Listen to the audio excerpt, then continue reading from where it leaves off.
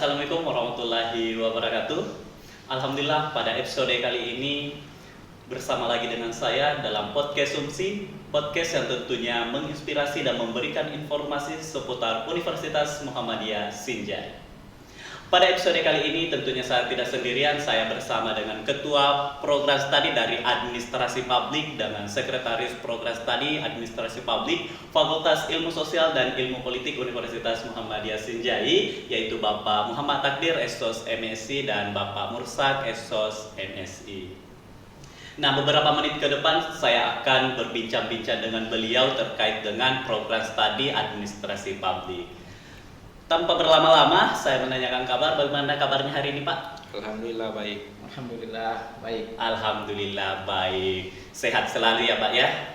Alhamdulillah sehat. Alhamdulillah sehat. Nah, tanpa berlama-lama, Pak, langsung saja saya menanyakan terkait dengan Universitas Muhammadiyah Sinjai terkhusus di program studi administrasi publik. Terkait dengan program studi administrasi publik, gambaran umumnya itu seperti apa ya, Pak? Oke, baik. Jadi Assalamualaikum warahmatullahi wabarakatuh. Jadi saya akan bercerita terkait dengan program studi administrasi publik. Alhamdulillah program studi administrasi publik ini dulunya dikenal dengan program studi ilmu administrasi negara. Berdiri sejak tahun 2023, pada saat itu masih sekolah tinggi, yaitu Sekolah Tinggi Ilmu Sosial dan Ilmu Politik Universitas Muhammadiyah Sinjai. Nah, sesuai dengan pendirian izin operasional Mendiknas nomor 54 D/2023 tanggal 7 Mei 2023, STISIP ini terdiri dari dua program studi, yaitu administrasi publik dan ilmu pemerintahan. Nah, pada saat itu program studi ilmu administrasi negara terakreditasi berdasarkan Badan Akreditasi Nasional Perguruan Tinggi dengan status akreditasi C.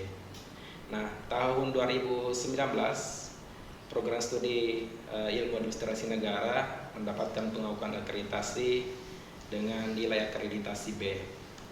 Nah, pada saat itu administrasi publik atau ilmu administrasi negara telah menerima mahasiswa dan meluluskan mahasiswa kurang lebih 1.000 mahasiswa sampai dengan tahun 2019, dan berdasarkan Menteri Riset Teknologi dan Pendidikan Tinggi Republik Indonesia nomor 893/KPT 2019, perubahan nama ilmu administrasi negara menjadi ilmu administrasi publik dan status akreditasi masih B.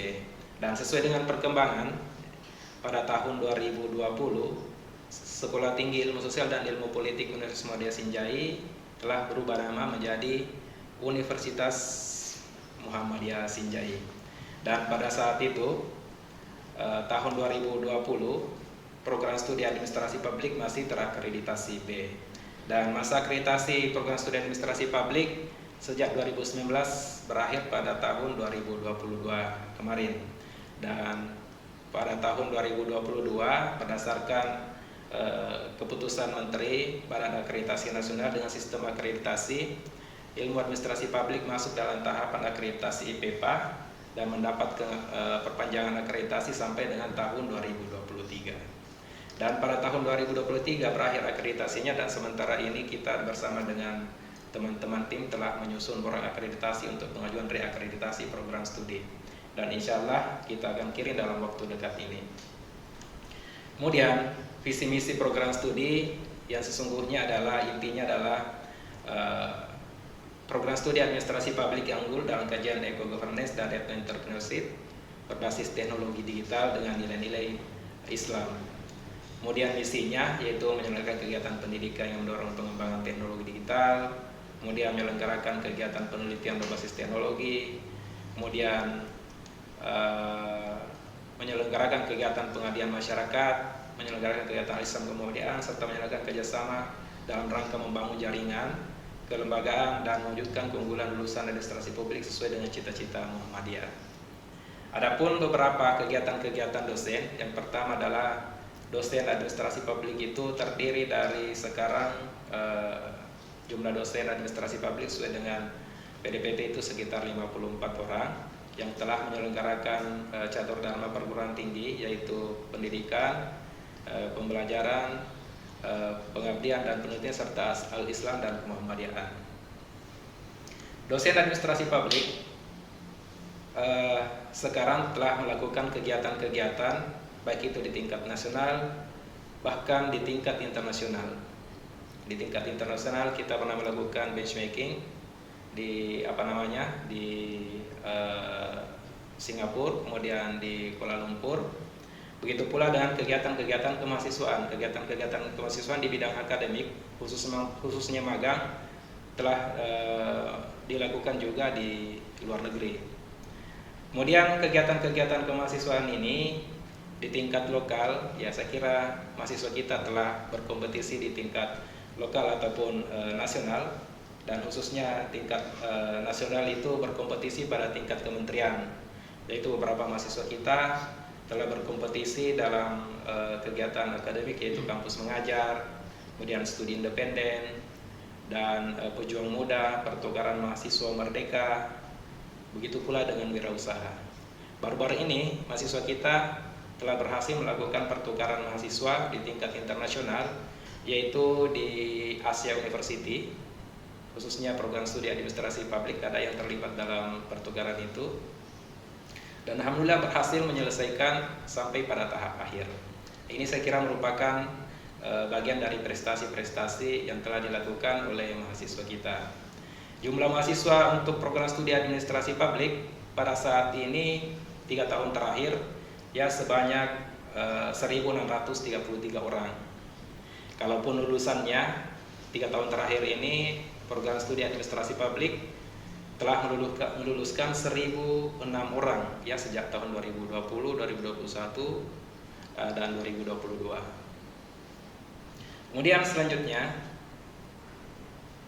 prestasi program studi, ya jadi prestasi program studi ini sejak tahun 2021 selain legalitas berupa pengakuan akreditasi, ada prestasi-prestasi di tingkat kementerian melalui Kementerian Pendidikan dan Kebudayaan, yaitu sejak tahun 2021 Prodi Administrasi Publik telah mendapatkan hibah KSKI, kerjasama kurikulum untuk Merdeka Belajar Kampus Merdeka. Kemudian di tahun 2022 ya program studi administrasi publik berhasil mendapatkan hibah PKKM, program kompetisi Kampus Merdeka. Kemudian berlanjut pada tahun 2023 ini yang sementara masih berlangsung, kita juga kembali mendapatkan hibah dari kementerian, itu program kompetisi Kampus Merdeka tahap kedua tahun 2023. Nah, saya kira itu adalah gambaran-gambaran terkait dengan program studi administrasi publik mulai dari sejak berdirinya sejak tahun 2023 sampai sekarang tahun 2023. Oh iya, sangat luar biasa Pak ya terkait dengan gambaran umum ataupun gambaran dari program studi administrasi publik yang dijelaskan oleh Bapak Ketua Program Studi itu sendiri, dan sudah membahas terkait dengan kegiatan mahasiswa, kegiatan dosen, prestasi mahasiswa maupun prestasi dosen. Nah, karena di tengah-tengah kita dalam episode hari ini, sahabat UMSI, Sekretaris Prodi dari Administrasi Publik pun hadir membersamai kami. Jadi tidak apa-apa kalau saya bertanya pula dengan beliau atau memperjelas kembali apa sih yang menjadi pernah diraih dari kegiatan-kegiatan mahasiswa maupun dengan dosen ataupun prestasi-prestasi mahasiswa dan dosen di lingkup administrasi publik. Oke, baik. Terima kasih dari nama ini. Host Pak. Ya. Host Pak. Terima kasih dari saudara host Sandi SAP.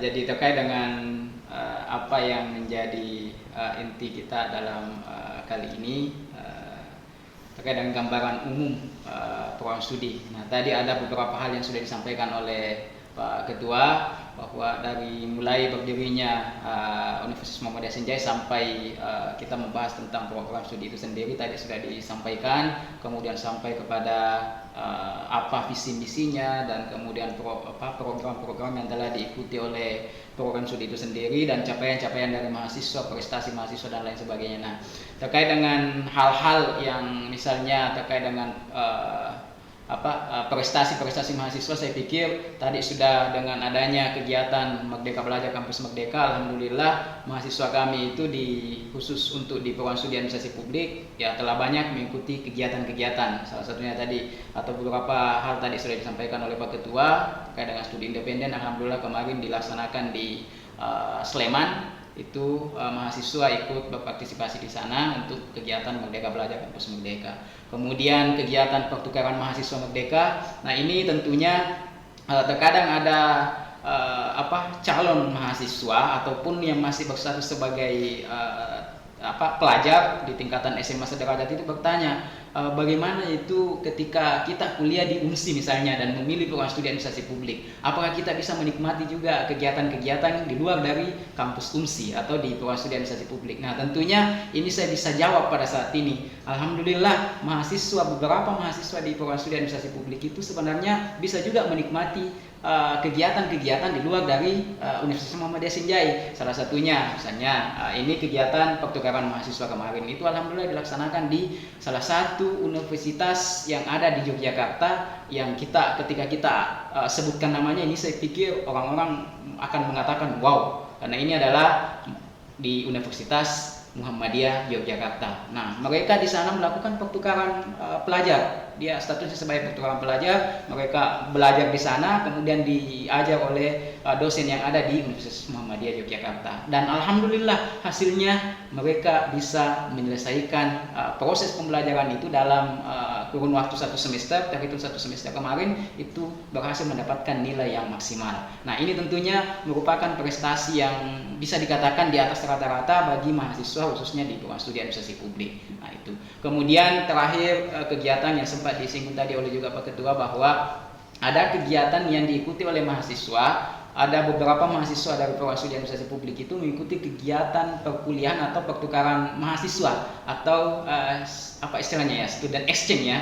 Yes. Ya, itu pertukaran mahasiswa di salah satu universitas yang ada di Taiwan. Nah, alhamdulillah dengan berbagai dinamika yang dialami oleh mahasiswa, tapi alhamdulillah mereka sudah dapatkan pengalaman bagaimana ketika kita kuliah di luar negeri. Dan itu alhamdulillah dengan berbagai pengalaman-pengalaman yang dialami atau yang dirasakan pada saat mereka kuliah di sana, mereka juga pasti akan menjadi nilai motivasi bagi mahasiswa yang khususnya yang ada di program studi administrasi publik dan program studi yang ada di Universitas Muhammadiyah Senjai. Nah, saya pikir itu yang menjadi nilai plus bagi mahasiswa yang dalam melaksanakan kegiatan-kegiatan atau ikut berpartisipasi di luar dari perguruan tinggi atau di luar dari program studi administrasi publik itu sendiri.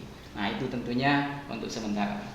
Baik Pak, terima kasih banyak Pak ya terkait dengan jawaban Bapak terkait dengan kegiatan mahasiswa, prestasi mahasiswa. Saya berpikirnya kemarin hanya sampai kancah nasional, tetapi Bapak Ketua Prodi dan Sekretaris Prodi tadi menyinggung bahkan ada studi luar negeri atau ya di Taiwan kemarin, dan sekarang kan mungkin bisa mengarah ke sana lagi. Namun sahabat UNSI juga bertanya Pak, kalau di beberapa perguruan tinggi itu biasanya yang menjadi daya tarik, daya minat itu terkait dengan program beasiswanya. Ya. Nah, di Universitas Muhammadiyah Senjai kita tidak bisa juga pungkiri dan tidak menutup kemungkinan tidak semua juga program studi ada beasiswanya. Nah, kalau di program studi administrasi publik bagaimana? Apakah ada atau dan beberapa beasiswa yang ada di situ, Pak? Oke, baik. Jadi terkait dengan beasiswa, saya kira memang ini adalah merupakan daya tarik bagi semua calon mahasiswa ataupun mahasiswa aktif ya. Jadi di program studi administrasi publik, saya kira dari program beasiswa itu tergantung dari program beasiswa tingkat universitas. Jadi tingkat universitas itu telah menyediakan ya beasiswa internal. Alhamdulillah pada saat ini masih sementara dalam pendaftaran. Kemudian beasiswa bidik misi. Kemudian beasiswa kerjasama dengan mitra yaitu Kala School kalau saya tidak salah, Kala Group ya. kemudian beasiswa pemerintah daerah, dan berbagai beasiswa yang lain menjadi mitra Universitas Muhammadiyah Sinjai. Saya kira itu terkait dengan beasiswa.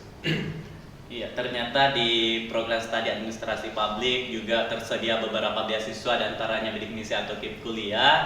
Jadi para sahabat UNSI yang ingin bergabung dan yang akan bergabung di Universitas Muhammadiyah Sinjai tentunya jangan lupa pilih program studi administrasi publik. Kenapa saya mengajak teman-teman, adik-adik yang di luar sana yang akan bergabung bersama kami? Karena tentunya program studi ini sudah tidak diragukan lagi. Nah, terus sahabat UNSI juga yang bertanya, kalau saya ingin bergabung di Universitas Muhammadiyah Sinjai dan memilih program studi administrasi publik, jalur atau mekanismenya itu seperti apa, Pak? Iya, oke, baik. Jadi terkait dengan bagaimana adik-adik ini ketika misalnya ingin bergabung bersama kami, kami sampaikan dulu bahwa kami itu di Universitas Muhammadiyah Sinjai bukan hanya program studi administrasi publik. Tentunya itu yang menjadi dasar kami untuk menyampaikan bagaimana jalur atau mekanisme untuk bergabung di Universitas Muhammadiyah Sinjai. Tapi sekiranya ketika adik-adik atau sahabat UNSI ini ingin bergabung bersama kami di Fakultas Ilmu Sosial dan Ilmu Politik, khususnya di program studi administrasi publik, ya itu kan kami dalam hal penerimaan mahasiswa baru itu bisa diakses langsung melalui pmb.ac.id. Nah itu tentunya ada beberapa jalur untuk adik-adik sahabat UNSI ini, adik-adik di tataran SMA sederajat itu ketika ingin bergabung bersama kami melalui itu ada beberapa jalur yang bisa ditempuh. Yang salah satunya adalah jalur persyarikatan. Saya harus sebut ini yang pertama karena kita di lingkup perguruan tinggi Muhammadiyah. Nah tentunya dengan jalur persyarikatan ini adik-adik atau sahabat UNSI ini bisa bergabung melalui itu. Ketika mendapatkan rekomendasi dari pimpinan cabang atau pimpinan ranting ataupun pimpinan daerah, maka mereka bisa gunakan jalur itu untuk bergabung bersama kami dan memilih program studi administrasi publik. Nah, saya garis bawahi bukan hanya administrasi publik yang bisa dilalui dengan jalur itu, tapi semua saya pikir prodi yang ada di Universitas Muhammadiyah Sinjai bisa ditempuh dengan cara seperti itu. Kemudian yang kedua, jalur prestasi. Jalur prestasi ini ketika melihat bagaimana adik-adik atau sahabat UNSI yang ingin bergabung bersama kami di Fakultas Ilmu Sosial dan Ilmu Politik di program studi administrasi publik itu bisa dengan prestasi-prestasi, hanya melampirkan prestasi-prestasi pada saat mereka ataupun adik-adik di sahabat UNSI ini pada saat mereka sekolah di SMA sederajat. Nah itu. Kemudian jalur yang lain saya pikir yang selanjutnya itu adalah jalur undangan. Nah ini tentunya ini juga menjadi salah satu prioritas kami juga untuk bagaimana menarik ataupun ada daya tarik bagi adik-adik atau sahabat UNSI untuk bergabung bersama kami. Tapi kalau ingin lebih tahu lebih banyak, saya pikir kalau mau dijelaskan di sini mungkin host akan meng-cut kami karena waktu yang kita butuhkan kan mungkin terbatas. Jadi untuk lebih jelasnya intinya bisa mengakses melalui pmb.ac.id. Nah, itu saya pikir bisa di webnya saja langsung di pmb.ac.id. Saya pikir di situ informasi-informasi akan sangat banyak yang bisa didapatkan ketika kita mengakses hal itu. Nah, mungkin itu. Nah, terkait dengan beberapa jalur di Universitas Muhammadiyah Sinjai dan Bapak sudah menjelaskan beberapa jalur mulai dari persyarikatan sampai dengan jalur undangan, dan ini kan bukan tidak semua, akan tetapi program studi bisa mengakses melalui itu, melalui dengan pmb.umsi.ac.id.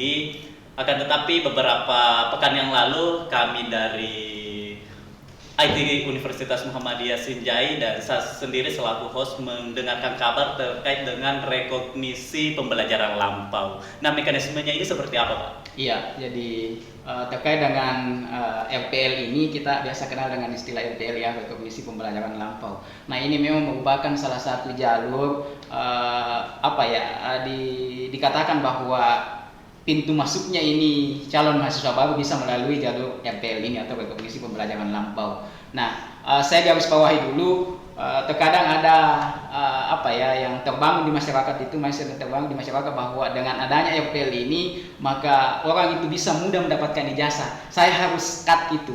Sebenarnya bukan mempermudah, tapi cara lain untuk mendapatkan ijazah. Nah itu. Namun bisa ditempuh dengan hanya kuliah tidak sampai 4 tahun. yang maksimalnya kan 4 tahun untuk untuk program sarjana. Nah itu. Tapi ini bisa saja ditempuh hanya 2 tahun. Nah pasti kan pertanyaannya kenapa bisa? Nah ini kan pertanyaan-pertanyaan pasti akan muncul. Nah dengan jalur RPL ini kan ada aturannya juga karena ada berbagai tipe ya. Nah kebetulan kami di program studi administrasi publik khususnya, dan ada beberapa program studi yang sudah mendapatkan sertifikat untuk menerima mahasiswa baru, calon mahasiswa baru melalui jalur RPL ini. Kalau tidak salah kemarin itu ada 5 program studi yang ada di Universitas Muhammadiyah Senja itu sudah mendapatkan sertifikat untuk menerima calon mahasiswa baru di tahun akademik ganjil ini melalui jalur RPL. Nah, yang statusnya itu jalur RPL yang tipe A. Nah, ini tipe A ini ada tingkatan-tingkatannya. Misalnya di tipe A ini kita bisa menerima mahasiswa yang pertama itu program studi yang pada perguruan tinggi sebelumnya. Nah, itu. Kemudian yang kedua berdasarkan pengalaman kerja. Misalnya ada mahasiswa yang mungkin pernah menjadi mahasiswa atau tidak pernah menjadi mahasiswa atau hanya sebatas di SMA sederajat, mereka sudah beberapa tahun bekerja dan itu pengalaman kerjanya bisa direkognisi sesuai dengan apa yang kita programkan dalam mata kuliah yang akan di RPL-kan tersebut. Kemudian yang selanjutnya ini berkaitan dengan yang kedua itu pendidikan formal atau non formal. Nah ini bisa ditempuh dengan jalur RPL. Nah makanya kenapa hanya bisa ditempuh sampai 2 tahun, ketika pengalaman kerja bagi calon mahasiswa baru itu bisa direkognisi ke SKS ataupun mata kuliah yang telah kita rencanakan untuk direkognisi, maka itu bisa saja mereka hanya kuliah 2 tahun bisa selesai. Tapi ini ada kemungkinan kalau misalnya pengalaman kerjanya tidak sesuai dengan capaian pembelajaran dari mata kuliah yang ada di program studi itu, bisa saja mereka akan mengikuti proses perkuliahan tapi tidak seperti yang 4 tahun tersebut. Bisa 2 tahun setengah dan lain sebagainya. Nah itu saya pikir terkait dengan jalur RPL tersebut. Jadi tentunya memudahkan untuk itu. Terkadang kan ada yang mengatakan bahwa kami ini kerja, kami ini misalnya perangkat desa. Kalau kami kan di administrasi publik bisa saja berkaitan dengan yang ingin melanjutkan kuliahnya itu yang terputus kemarin, misalnya beberapa tahun yang lalu terputus, bisa melanjutkan kembali misalnya jadi staf di pemerintah desa. Itu kan ada beberapa kegiatan atau pengalaman kerjanya itu bisa direkognisi, bisa mendapatkan pengakuan. Akhirnya beberapa mata kuliah mungkin yang seharusnya dia ikuti kalau ikut jalur yang reguler itu tidak lagi diikuti karena itu sudah dilakukan pengakuan dengan berbagai tahapan-tahapan. Karena kalau kita mau berbicara secara internal terkait dengan RPL itu pasti kan ada asesornya, itu kan yang menilai semua apakah ini layak untuk direkognisi atau tidak. Nah, saya pikir seperti itu terkait dengan RPL gambaran umumnya. Oke, terima kasih Pak terkait dengan tanggapan Bapak mengenai dengan rekognisi pembelajaran lampau atau RPL. Jadi RPL ini hampir sama dengan penyetaraan SKS atau bagaimana Pak? Karena kan saya dengarkan tadi ada 2 tahun ataupun beberapa SKS lah yang bisa kita konversi, ataukah bisa dijadikan dasar acuan bahwa orang yang berpengalaman kerja sudah melewati beberapa SKS sehingga selebih SKS-nya itulah yang kita akan kuliahkan, atau pandangannya Bapak seperti apa? Iya, jadi kita juga tidak bisa mengatakan bahwa penyetaraan SKS, tapi ini pengakuan dari apa yang mereka sudah lakukan, pengalaman kerjanya, aktivitasnya selama ini, apakah itu bisa direkognisi atau tidak, tergantung dari apa yang menjadi pengalaman kerjanya kemarin. Nah itu. Dan ataupun misalnya ada pengalaman kerja tapi tidak sesuai dengan apa yang menjadi program kita untuk direkognisi, maka itu bisa juga dipertimbangkan. Nah makanya bisa saja itu tadi minimalnya 2 tahun kuliah itu bisa sebenarnya, itu nilai plusnya sebenarnya. Kalau orang yang mungkin ada yang mengatakan bahwa saya mau cepat kuliah, saya mau cepat selesai, nah ini bisa sebenarnya menempuh jalur seperti ini. Yang penting apa yang selama ini yang sudah dilakukan, pengalaman pekerjaannya dan lain sebagainya itu bisa direkognisi ke apa yang telah kita canangkan di rekognisi pembelajaran lampau tersebut. Oke Pak, ya. Ada satu pertanyaan ini Pak, satu pertanyaan. Mungkin Bapak Prodi maupun dari Sekretaris Prodi ini terkait dengan tadi jawaban Bapak membahas bahwa orang yang lulusan SMA bisa melalui atau menempuh jalur RPL ini. Bagaimana Pak misalnya kalau ada lulusan SMA tetapi dia bekerja di salah satu staf sekolah, tanpa saya sebutkan saja ya. Ini pertanyaan dari masyarakat luar sana, sahabat UMSI. Bagaimana saya dengarkan ada RPL penyetaraan atau RPL 2 tahun di Universitas Muhammadiyah Sinjai, sedangkan saya ini bekerja sebagai tata usaha. Apakah saya bisa melanjutkan studi saya melalui program RPL di Universitas Muhammadiyah Sinjai? Iya, kalau kita berdasarkan dengan apa yang menjadi regulasi dari RPL yang tipe A ini, sebenarnya mereka bisa. Ya, sebenarnya mereka bisa untuk menempuh dengan jalur RPL tersebut selama pengalaman kerjanya yang kemarin ini yang sudah sebagai sebagai staff itu sesuai dengan apa yang menjadi mata kuliah yang akan direkognisi. Nah, itu sebenarnya itu dulu yang paling utama dulu. Mereka sudah punya pengalaman kerja seperti apa, kemudian kita bisa tentukan, oh ini bisa kuliahnya hanya sampai sekian bisa selesai. Nah, itu sebenarnya bisa semua selama tiga poin penting ini tadi. Misalnya yang pertama calon atau dalam hal ini calon mahasiswa yang sudah menempuh tingkatan SMA sederajat, kemudian dari pendidikan formal dan non formal, kemudian pengalaman kerja. Nah, itu tergantung dari situ saja. Kalau kita sudah bisa melihat dari salah satu dari tiga ini, sebenarnya kita bisa rekognisi. Tergantung nanti seberapa SKS yang bisa diakui.